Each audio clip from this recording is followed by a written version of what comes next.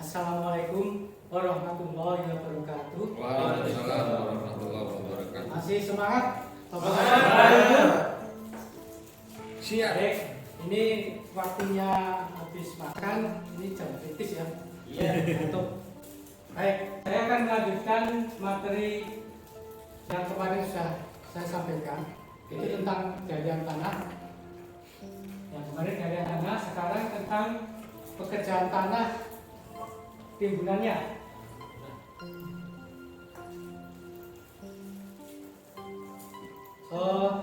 Sudah masuk semua ini? Ya, Bapak Ibu? sudah. Pak Saiful? Siap. Pak Iskandar? Siap. Pak Afandi? Siap. Pak Adi? Siap. Pak Satirin? Sudah masuk semua ya? Baik. Kali ini saya akan menyampaikan tentang menerapkan tahapan pelaksanaan pekerjaan tanah. Jadi ini pekerjaan jalan. Jadi di jalan itu kan ada badan jalan. Badan jalan yang perlu timbunan tanah. Baik, ini saya sampaikan tujuan pembelajaran.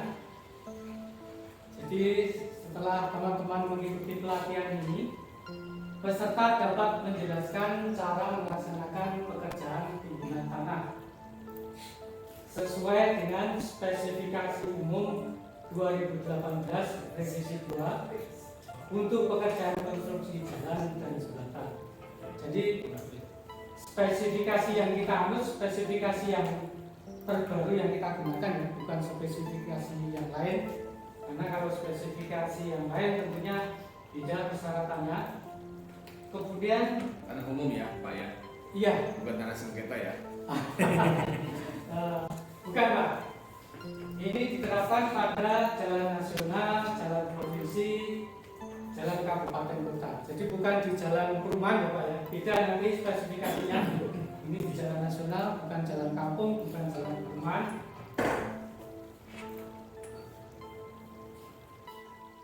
Kemudian manfaat pembelajaran.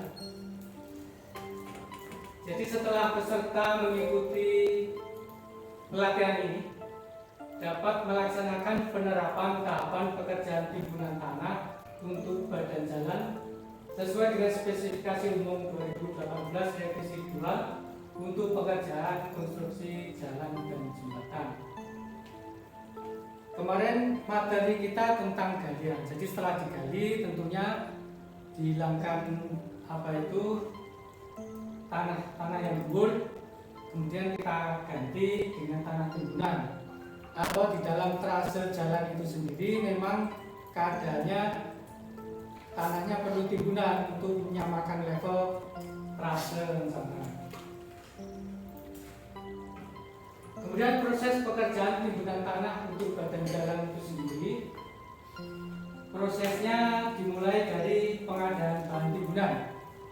Bahan timbunan kita ambil dari quarry. Quarry-nya bisa jauh, bisa dekat, tergantung dari lokasi proyek ada di mana. Saya kalau di kota tentu saja quarry untuk bahan timbunan itu bisa jauh itu mengambilnya, bisa di pegunungan. Kemudian setelah pengadaan bahan timbunan, pengangkutan bahan timbunan, nanti akan kita lihat lebih detail. Ini proses secara keseluruhannya. Jadi pengadaan bahan timbunan, pengangkutan bahan timbunan, penghambaran bahan timbunan, pemadatan bahan timbunan, pengujian kepadatan timbunan. Ada yang mau diperjelas dengan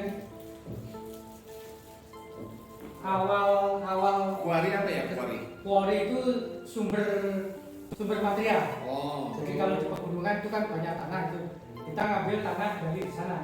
Nah ini di quarry, jadi di quarry digali, kemudian dikumpulin di sini. Bahan timbunan di quarry dimuat ke dalam dump truck menggunakan wheel loader. Jadi ini wheel loader mengambil tanah dari ini, stockpile ini dimuat ke dalam dump truck. Nah, dump truck ini nanti yang akan membawa ke lokasi proyek. Jadi ini dikerjakan dengan alat berat ya. Kalau pakai manual terlalu lama. Kemudian setelah proses memuat ke atas dump truck, kemudian bahan timbunan diangkut dari quarry menggunakan dump truck ini. Nah, ini dump truck. Ini kalau anak kecil suka ya ini mainan ini, bisa jepit ini. Jadi dimuat, nanti membukanya tinggal ini dijepitkan ini, jam. Bahan timbunan didam ke permukaan trase jalan yang telah ditentukan. Jadi di sini misalkan ini trase jalannya sudah disiapkan, sudah dihilangkan humus-humusnya, kemudian tanah timbunan tadi kita buka. Jadi kalau misalkan bikin jalan tol itu timbunannya bisa ribuan kubik itu. Ini dampaknya bisa puluhan bahkan ratusan ini. Kalau jalan tol Jogja Solo Cilacap itu kan melewati tanah-tanah lembah. Wah itu timbunannya luar biasa banyak ini. Jadi banyak dampaknya, kualinya juga banyak. Nah, yang dikhawatirkan nanti kalau kuali itu digali terus lama-lama jadi merusak lingkungan. Kemudian setelah tanah tadi didam, selanjutnya tanah timbunan dihampar menggunakan grader. Jadi tanah tadi kan ditumpuk di sini. Nah, kemudian ini didorong oleh grader, jadi blade-nya ini mendorong tanah tumpukan tadi jadi rata, jadi enggak bergunung-gunung lagi.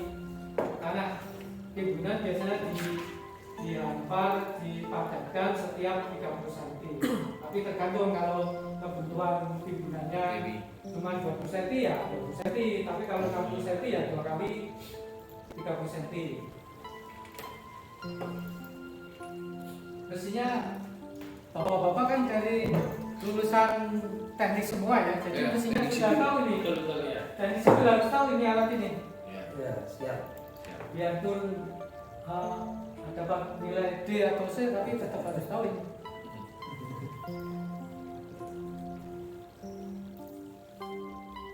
Nah, sebenarnya cukup sederhana ya pekerjaan di dunia konstruksi itu, cuman volumenya aja besar.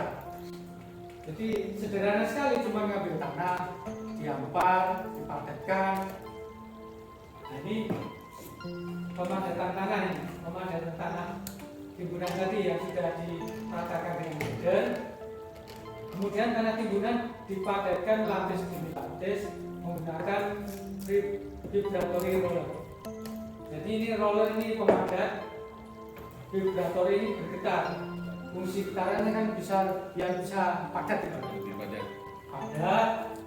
Terus ini selama proses pemadatan tanah timbunan dibasahi dengan air water tentra. Nah ini dibasahi supaya tanah itu mudah dipadatkan, jadi sebagai pelumas. Kalau tanpa air itu kepadatan jadi kurang. Jadi kita bayangkan kalau kita nguruk di jalan itu kan mesti agak dijajah pakai tanah ya, biar padat. Tapi airnya juga nggak boleh terlalu banyak, karena kalau terlalu banyak nanti malah becek, nggak bisa padat. Jadi becek. Ya. Mungkin ada yang perlu ditanyakan? Iya ada. Ya. Terkait dengan kuari tadi. Iya. Itu bagaimana solusi alternatifnya ya supaya yang diambil bahan-bahan itu aman, tidak mencemari lingkungan. Baik, terima kasih. Pertanyaan yang bagus. Jadi ini memang selalu jadi masalah. Jadi di Polri itu kan namanya pengusaha. Pengusaha itu jadi beda ya, kontraktor sama yang Polri mungkin bisa jadi beda. Jadi kadang-kadang dia asal ngambil aja, baru sana, baru sini, baru sana, buang, nggak mau diurus, nanti pindah lagi. Nah itu yang bisa merusak tanah. Tentu saja ini biasanya yang jadi permasalahan itu kan terus dipanggil dinas lingkungan hidup, kemudian pihak polisi turun, akhirnya ditutup. Kan banyak yang ini di demo Polri itu, jalannya di demo sama warga ditutup. Dan karena itu tadi tanahnya diambil tanpa mempedulikan kelestarian lingkungan. Jadi tanahnya makin lama makin rusak ditinggal pindah tempat lain. Jadi ini memang masalah klasik selalu seperti itu. Pasti banyak demo-demo. Di sini banyak uang, tapi juga banyak kerusakan. Mungkin seperti itu. Baik.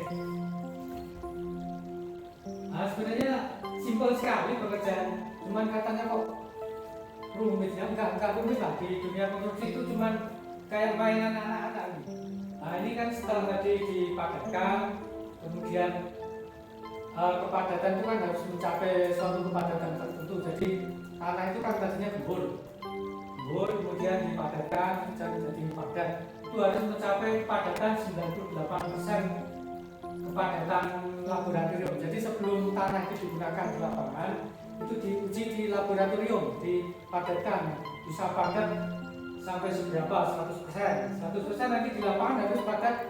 Di permukaan itu minimal 98%. Jadi kalau bapak-bapak itu lihat di jalan, ada proyek jalan, kemudian kok apa itu di tanahnya diinjak-injak nggak padat. Nah itu biasanya LSM itu suka usil ya, bukan usil ya, tapi tupoksi memang ada itu. LSM boleh menjadi mengawasi pekerjaan kontraktor. Jadi untuk melihat kepadatan itu sudah padat atau belum tanah digunakan itu dinamakan uji kepadatan. Alatnya tes Senkoning. Jadi pengujian dilakukan lapis demi lapis. Jadi tadi kan 30 cm. Jadi tiap 30 cm dipadatkan, diuji. Kalau masih kurang diampar lagi, dipadatkan, diuji lagi. Ini sangat sederhana cara memadatkannya. Jadi ini tanah yang sudah kita padatkan, digali, kemudian tanahnya diambil, dimasukkan ke dalam ini, pengucut ini. Nah ini senkon namanya senkon ini kan sen ini pasir. Nanti diuji di situ kepadatannya berapa, beratnya berapa, volumenya berapa, kan ketemu kepadatan ya. Jadi sesederhana ini sebenarnya pekerjaan konstruksi.